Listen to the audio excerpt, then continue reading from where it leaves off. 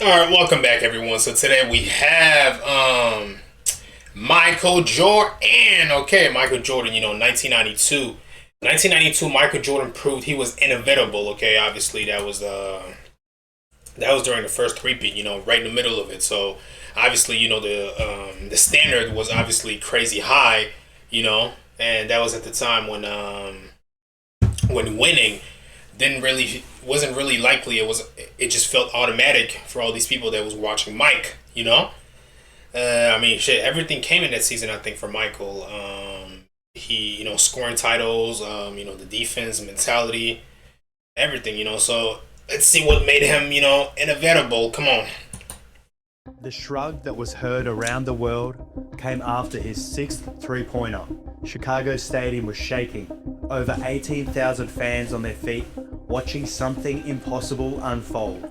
Michael Jordan turned to Magic Johnson at the broadcast table, palms up, shoulders raised, a gesture that said everything and nothing all at once. But the real story of 1992 started months earlier, when Jordan picked up a book with his name on the cover and hated every word of it. In 1991, Michael Jordan finally climbed the mountain. But the next year, the whispers started. Was it just We reacted to that one. That was his best, his best year ever. Magical season? Could he really lead a dynasty? Or was the NBA about to figure him out? In 1992, Jordan gave his answer. Coming off their first ever championship, the Bulls didn't miss a beat. After a 1-2 start that had some critics already sharpening their knives, they rattled off 14 straight wins. Chicago's stadium became a fortress. Opposing teams could feel the championship confidence radiating from the walls. Then came another 13-game streak in January, the Bulls steamrolling through the league, hitting the All-Star break at 39-9. They finished the season with the league's best record at 67-15, locking up the number one seed in the East and heading into their 8th straight postseason. For context, only... Imagine waking up in your own private villa on a serene Caribbean island, surrounded by lush nature. 3 teams in NBA history had won more games in a regular season. The 72 Lakers, the 67 76ers, and the 73 Celtics. They looked like a dynasty in the making. Michael Jordan put together another dominant campaign, winning his 2nd straight MVP and 6th consecutive scoring title. But this time, he wasn't carrying the load alone. Scottie Pippen had transformed into a legitimate two-way superstar, earning all NBA second team honors and joining MJ as a starter in the All-Star game. Horace Grant was becoming one of the league's best power forwards, averaging 14.2 points and 10 rebounds a game, while shooting an impressive 57.8% from the field. By this point, Jordan had finally shaken one of the biggest criticisms of his career, his inability to get past the Detroit Pistons, the bad boys, led by Isaiah Thomas and coached by Chuck Daly. They had bullied and blocked the Bulls in 3 straight playoffs, from 88 to 90. Their infamous Jordan rules, defense was designed to swarm, hit, and frustrate him at every turn. Every drive to the basket meant a forearm to the ribs, an elbow to the head, or a hard foul that sent him sprawling to the floor. Things changed when Phil Jackson took over in 1989, with Tex Winter beside him, preaching the triangle offense, and a young core maturing around Jordan. The Bulls finally broke through in 1991, sweeping Detroit in the Eastern Conference Finals on their way to a title. The image of Isaiah Thomas and the Pistons walking off the court without shaking hands became a symbol of the passing of the torch. That marked the beginning of a partnership between Jackson, Jordan, and Pippen that would define an era and win 6 championships. But 1992 would test whether that partnership could withstand success, scrutiny, and a controversial tell-all book that threatened to tear apart Jordan's carefully crafted image. Michael Jordan. By the early 90s, Jordan's image was everywhere. Nike, Gatorade, McDonald's, Wheaties, Hanes underwear. David Falk, his agent, had turned MJ into more than a basketball player. He was a global brand worth hundreds of millions of dollars. He was marketed as flawless, clean-cut, family-friendly, and otherworldly on the court. As Playboy put it, he was the quintessential gentleman, consummate sportsman, clean-living family man, and modest, down-to-earth, levitating demigod. Icon. But Jordan himself never fully bought into the myth. He once admitted he had recurring dreams of making a mistake off the court and watching his public image crumble. Yeah, I mean, that must have been like, that must have been so weird for Jordan. I mean, that's the thing. I'm sure Michael Jordan, to a certain extent, definitely appreciated like the, that praise that he was getting from the public. But also, I'm sure to a certain extent, it must have been like, I don't know, it must have gotten to a point where it was cringe or even embarrassing to him that people were, looking at him as if he was like a god or something. I'm sure he must have felt this way, at some point. But yeah, whatever. Which is understandable for real, because bro, the way some people talk about Michael, bro, this is crazy. They've been waiting for it, and now it's here. He said. It's like you would think he's Jesus in and flesh. That moment did come, sort of, not on the court, but in print. The 91-92 season wasn't just a test of skill, it was a test of character. Because this time, the Jordan rules had nothing to do with the Detroit Pistons. In November 1991, just months after the Bulls won their first title, Chicago Tribune beat writer Sam Smith published a controversial tell-all book titled The Jordan Rules. The timing couldn't have been worse, or better if you were trying to sell books. Here was Jordan, fresh off his first championship, finally validated as a winner. And suddenly this book arrives, painting him as a tyrant in high tops. The book chronicled the Bulls' 1990-91 championship season in meticulous detail, but also featured stories from coaches and teammates dating back to MJ's earlier years with the team. Smith had unprecedented access, and he used it to show readers a side of Jordan that Nike would never put in a commercial. The book didn't just paint Jordan as evil, but it pulled back the curtain to reveal a more raw, complicated version of him. Smith wrote, he often backed away from the traditional leadership role, and he rarely spoke with his teammates, other than to taunt them with his rapier wit. Jordan was less team captain, more merciless competitor, long before it became trendy to romanticize athletes as ruthless winners. But some of MJ's antics seemed to cross the line. The stories were brutal. Jordan had berated teammates in practice, calling them losers and scrubs. He'd frozen out players he didn't respect, refusing to pass on the ball even in crucial moments. Damn. He bad-mouthed coaching decisions to reporters, trash-talked his own teammates during games, openly questioned general manager Jerry Krause's moves, and even skipped team events when he didn't feel like participating or was still ticked off by someone from a previous game. One story stood out among the rest. He called teammate Will Perdue Will Vanderbilt, saying he doesn't deserve to be named after a Big Ten school. The insult was classic, clever, cutting, and designed to humiliate. Then came the practice incident. Perdue, tired of being pushed around, finally set a hard screen on Jordan. MJ's response? He punched Perdue twice in the head, shouting, "Why the hell don't you ever set a pick like that in a game?" There were more. Brad Sellers, a forward drafted in 1986, was ridden so hard by Jordan that he essentially lost his confidence. Stacey King was mocked for his weight. Even Horace Grant, who would become a key contributor, was screamed at during the 1990 playoffs. "You're a loser. You've always been a loser." To Bulls fans, the Jordan rules suddenly had a second meaning. It wasn't just the Pistons' defensive scheme, it also referred to the special treatment Jordan got inside the organisation. He flew separate from the team on MGM Grand Jets while they took commercial flights. He set his own practice schedule. He had Jerry Reinsdorf and Jerry Krause's ear whenever he wanted. Fame had privileges, and he used them all. But so what? He earned it. He could drop 30 points with the flu after golfing 18 holes, or pulling an all-nighter at the poker table with Slim Bowler and his crew. The book landed like a bomb. That's definitely where Kobe got, his spirit, and, his ego from. Bulls locker room. Horace Grant was suspected of being Smith's primary source, a charge he denied, but that created a rift with Jordan that would last years. The media had a field day. He was proof that Jordan wasn't the smiling pitchman from the commercials. He was human, flawed, driven, brutally honest, and yes, still the best player on the planet. Of course. Yeah, so definitely the things he was saying in his Jordan Rules book, like, I mean, he's definitely not, you know, he's the things he would say in there, you know, definitely do not sound crazy, you know. But yeah, this definitely does, you know, it does fit, you know, with Jordan's personality. The triangle offense. Phil Jackson and Tex Winter's system was basketball poetry when it worked. Constant movement, reads and counters, finding the open man, but it required Jordan to trust his teammates. He'd spent years carrying him on his back.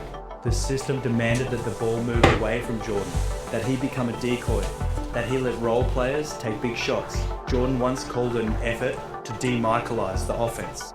He wasn't entirely wrong.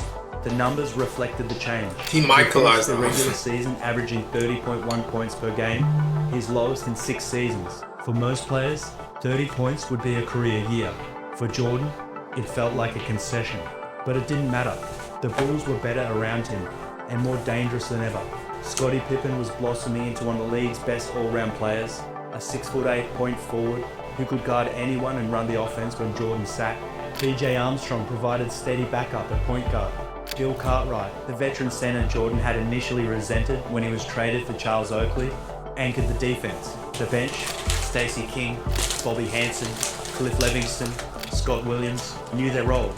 Not satisfied with the franchise record, 61 wins from the year before, the Bulls somehow got even better, finishing 67-15, tied for the 4th best regular season record in NBA history at the time. Michael Jordan was again unstoppable, winning his 3rd MVP and 6th straight scoring title. But this season, more than ever, he leaned into his team's growth, especially with Scottie Pippen averaging 21 points, 7.7 rebounds, and 7 assists, and Horace Grant putting up 14.2 points and 10 rebounds a night, while shooting nearly 58% from the field. But the regular season wasn't the story everyone remembers. The real question was, could Michael Jordan prove he could win big, like Magic, Bird, and Isaiah? Could he go back-to-back? The playoff gauntlet begins. In the first round of the playoffs, the Bulls made quick work of the Miami Heat, sweeping them in 3 games. The Heat, in just their 4th year of existence, were overmatched from the opening tip. Jordan was ruthless, as if the Smith book had given him extra motivation to destroy opponents. He dropped 56 points in the Game 3 clincher at Miami Arena and averaged 45 points per game for the series. The crowd in Miami could only watch in stunned silence as Jordan hit shot after shot, each bucket a statement. This is what greatness looks like. Then came a brutal 7-game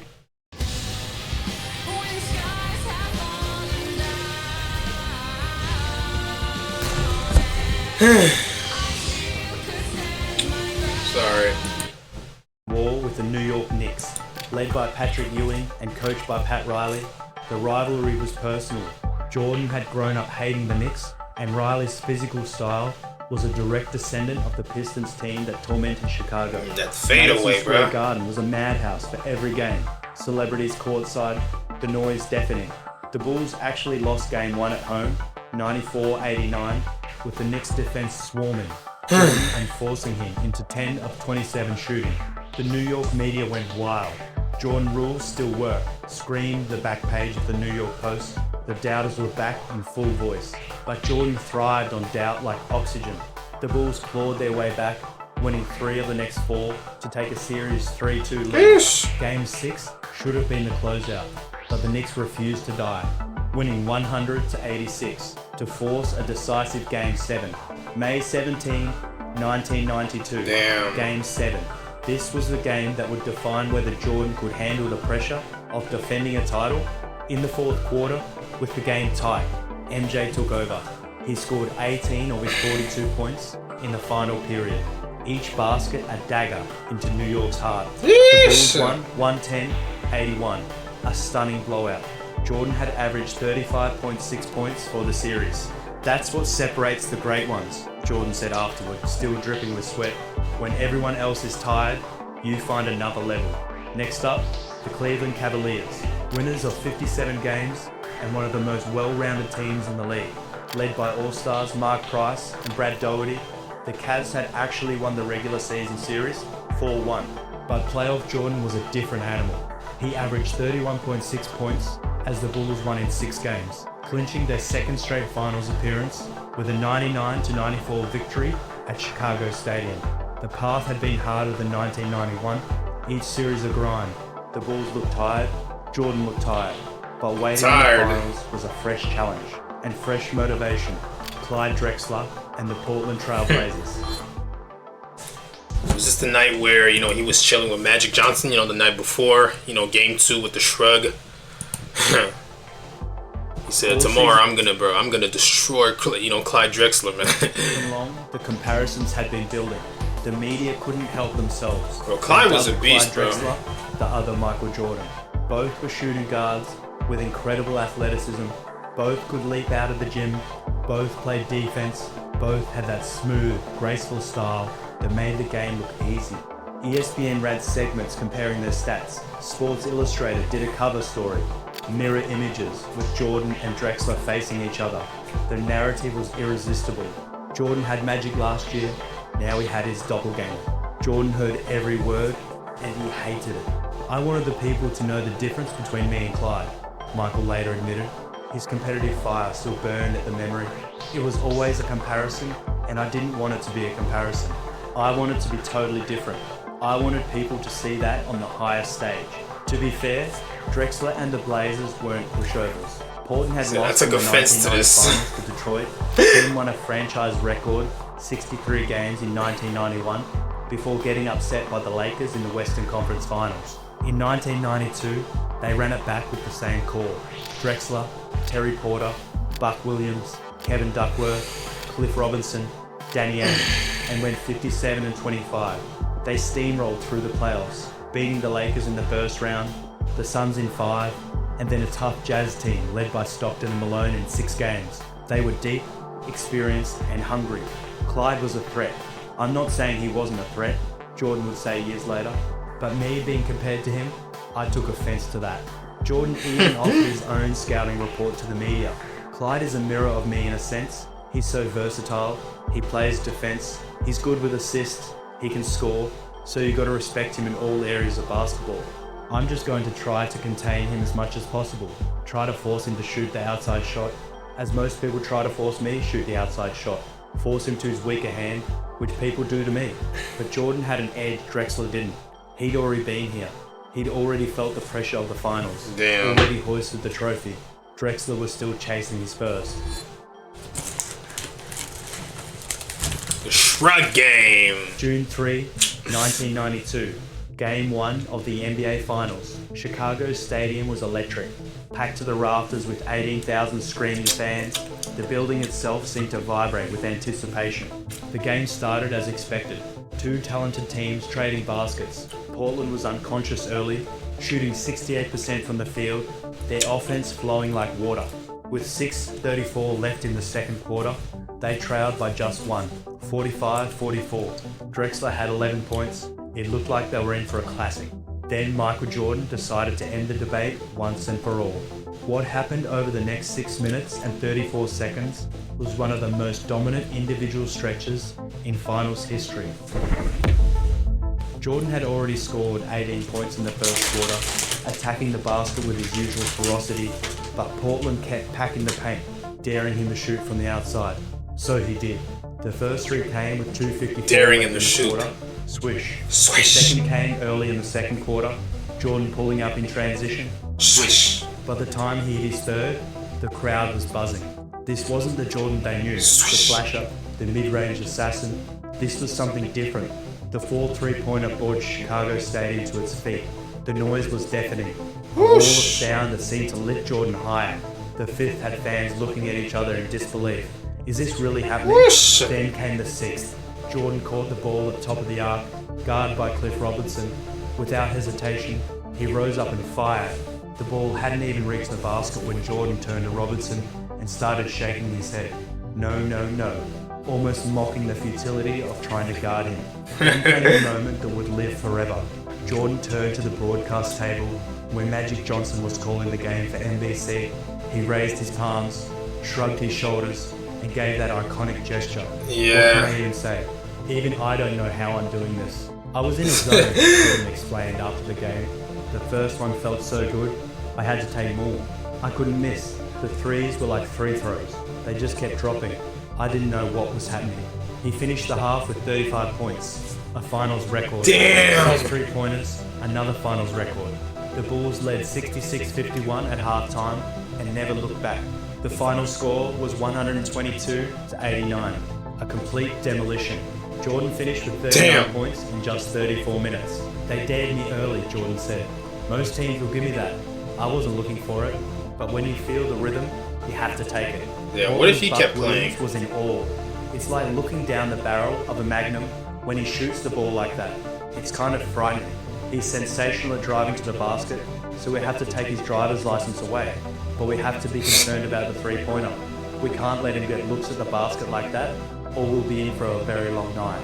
And yet, even after that performance, Jordan resisted the idea of becoming a three-point specialist. I don't want to live with this three image too long because it takes away from some parts of my game, he said. I like going to the hole. That creativity part of my game. I don't want to lose that. The shrug wasn't just a finals moment. It was Jordan telling the world, stop comparing me to anyone else. There's only one of me. Damn, there's only one of me. Stop comparing. Oh. But champions don't roll over. Michael Jordan. And Portland proved their mettle in Game 2. The Blazers came out aggressive, taking an early lead and maintaining it throughout. They were up 9 at halftime, and even after the Bulls were back behind 14 third-quarter points from MJ, Portland had one more run in them. The game turned bizarre in the final minutes, with the Bulls up 10 and Clyde Drexler fouled out. Jordan committed a foul and then, frustrated by a non-call moments earlier, earned a technical foul. The momentum swung completely. Danny Ainge, the veteran guard acquired from Sacramento, scored 6 points in the final minute of overtime. The Blazers stunned Chicago, 115-104. The Bulls' worst home finals loss ever. We got careless, Jordan admitted. We thought we had them down and we relaxed. You can't do that in the finals. The series shifted to Portland's Memorial Coliseum, where the Blazers had been nearly unbeatable all season. But Game 3 was a defensive masterclass by Chicago. They held Portland to just 84 points, only 39 in the second half, and just 28 field goals total, all franchise playoff lows. The Blazers went scoreless for stretches of 3, 4, even 5 minutes at a time. Jordan scored 26, but it was the Bulls' defense that won that game. Game 4 started the same way. Chicago jumped out 10-2, and it looked like another blowout was coming. But Portland, playing with the desperation of a team facing a 3-1 deficit, clawed back. They cut it to 3 by halftime and exploded in the fourth quarter. Exploded! 15-6 run, while Jordan went scoreless in the final 10 minutes and 26 seconds. The fatigue of 3 straight deep playoff runs was showing. The series was tied 2-2. I got a little winded, MJ admitted after the game. I had to play a lot of minutes when Scotty was in foul trouble. I really didn't have the legs to make the shots. They say when you're tired, your legs are the first to go. Phil Jackson later admitted that if Jordan had gotten more help in those crucial moments of games 2 and 4, the series might have been over already. But now they had to go back to Chicago for Game 5. Jordan responded like the champion he was. Despite briefly leaving the game with an ankle injury, he poured in 46 points on 14 of 23 shooting, including 16 of 19 from the free-throw line. He was vintage Jordan, attacking the basket relentlessly, drawing fouls, finishing through contact. Pippen added 24 points, 11 rebounds, and 9 assists, just missing a triple-double. The Bulls won 119. Dude is scoring on all 3 levels, bro. Scoring from all 3 levels before that was even a norm. June 14, 1992, Chicago Stadium. A chance to clinch back-to-back championships on their home floor. The crowd arrived early, the noise building throughout warm-ups. This was supposed to be a coronation. Portland had other ideas. The Blazers came out like a team possessed. They held Jordan scoreless for the first 11 minutes, an eternity for someone who averaged over 30 points a game. Portland's defense was swarming, physical, desperate. They built a 17-point lead in the second quarter and maintained control throughout the third. By the end of the period, it was 79-64. The Chicago crowd was nervous. Jordan was forcing shots, trying to will his team back single-handedly. Nothing was working. That's when the architect of the triangle offense, made a suggestion that would become the stuff of Bulls legend. He turned to Phil Jackson during a timeout. Sit Michael. Winter said, "Let the others play." It was basketball hearsay. Bench the greatest player in the world in the fourth quarter of a potential clinching game. But Jackson, the Zen master who preached about letting go of outcomes, made the boldest decision of his coaching career. To start the final quarter, he rolled out a lineup that no one saw coming. Scottie Pippen, B.J. Armstrong, Stacey King, Bobby Hansen, and Scott Williams. 4 reserves and Pippen. No Jordan. What happened next changed the course of NBA history. That unlikely unit opened the fourth quarter with a stunning 14-2 run. Bobby Hansen, who played sparingly all playoffs, hit a 3. Stacey King, mocked by Jordan as Big Dripper, scored inside. B.J. Armstrong pushed the pace. Scott Williams grabbed offensive rebounds, and Pippen orchestrated it all. A maestro conducting a suddenly symphonic Bulls attack. The stadium exploded with each basket. Fans who'd been sitting on their hands moments earlier were on their feet, screaming themselves hoarse. Portland called timeout after timeout, but couldn't stop the avalanche. In less than 5 minutes, a 15-point deficit had shrunk to 3, 81-78. When Jordan checked back in, he was a different player. The rest had refreshed his legs, but more importantly, watching his teammates succeed had reminded him of a fundamental truth. He didn't have to do it alone. The triangle offense, the system he'd resisted, the teammates he'd berated, they were good enough. They were good enough. Jordan took over from there, combining to score Chicago's final 19 points. MJ finished with 33 points, Pippen with 26 and 8 assists. The Bulls completed the comeback, winning 97-93. As the final buzzer sounded, Jordan found the ball and clutched it to his chest, just as he had the year before. The baby fell from the rafters, the crowd's roar was deafening. Back-to-back championships. In the chaos of the celebration, Jordan found Drexler mid-court. "Much respect," he said, embracing his rival. But the message was clear. The comparisons were over. There was only one Michael Jordan. One! Dynasty confirmed! Whew. The 1992 championship meant more than just back-to-back titles. It proved that Jordan could evolve, could trust his teammates, could win without scoring 40 every night. The triangle offense, without scoring 40 every night. Unconventional methods, meditation, Native American philosophy, benching superstars, worked. The supporting cast, once dismissed as Jordan's lackeys or the Jordaneers, had proven themselves when it mattered most. Sam Smith's book, which could have been a distraction, became fuel. Every story about Jordan's ruthlessness, his demanding nature, his refusal to accept anything but excellence. It all looked different now, through the lens of back-to-back championships. These weren't character flaws, they were the ingredients of a champion. Will Perdue, the target of Jordan's punches, was still on the team, playing his role. The culture of accountability Jordan created, however harsh, had produced results. The doubters who wondered if 1991 was a fluke had their answer. Those who compared him to Clyde Drexler felt silent forever. The questions about whether Jordan could win multiple titles like Magic and Bird were settled. In fact, Jordan had done something neither Magic nor Bird had done at their peaks, win back-to-back titles as the undisputed best player on the planet. But perhaps Magic Johnson himself said it best during Game 1 broadcast, right after the shrug. "I played against Michael for 9 years, and I've never seen him hit threes like this. This is scary." Scary was right, because this wasn't the high-flying, reckless Jordan of the 1980s anymore. This was Jordan 2.0, a player who had learned to trust, learned to conserve energy, learned to destroy you in whatever way the game demanded. He could beat you with threes, like in Game 1. He could beat you with defense, like in Game 3. He could beat you by getting to the line, like in Game 5. Yeah, that's crazy, man. By letting his teammates beat you, like in Game 6. He was locking up on the other end too, like... weren't just about silencing doubters, they were about transformation. From individual brilliance to team excellence. From one championship to a dynasty in the making. Damn. The shrug wasn't just a gesture, it was a coronation. The moment Michael Jordan stopped being compared to anyone. The moment he transcended the sport itself. Because after 1992, there was Jordan and there was everyone else. I think people saw the difference between me and Clyde, Jordan reflected years later, and they saw that I was going to be there for a while. He was right. 4 more championships would follow, but they all traced back to this moment, this series, this shrug. The doubters had been silenced, the dynasty had begun. But if you think that version of Jordan was scary, you haven't seen what came next. The 1993 Jordan didn't just want to beat you, he wanted to bury you. We're definitely gonna watch this, you know, definitely. Drop a comment below and subscribe for more videos just like this. Damn, bro, that's crazy, man. Jordan 1992, man. It wasn't just dominance, bro. It was control. Ooh, dedicated pace, matchups, and outcomes, bro. That's what inevitable really means, man. Anyways, I think that's gonna be it, you know, for this one. You guys let me know what you think down there in the comments, and I'll see you guys in the next one. Peace out.